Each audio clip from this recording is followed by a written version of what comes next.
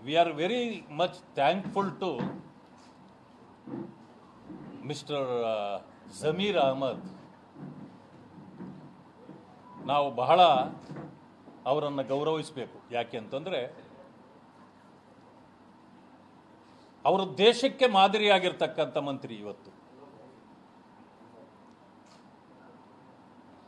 ಮಲಗಿದ್ದ ಹಿಂದೂಗಳನ್ನು ಎಚ್ಚರಿಸುವ ಕೆಲಸವನ್ನು ಅವರು ಮಾಡಿದ್ರಿಂದ ಅವರಿಗೆ ಧನ್ಯವಾದಗಳನ್ನು ತಿಳಿಸಬೇಕು. ಒಂದೊಂದು ಸಾರಿ ಪ್ರಕೃತಿಯಲ್ಲಿ ನಾವು ರಾಮಾಯಣ ಮಹಾಭಾರತದಿಂದ ಹಿಡಿದು ಇವತ್ತಿನವರೆಗೂ ನೋಡಿದ್ರೆ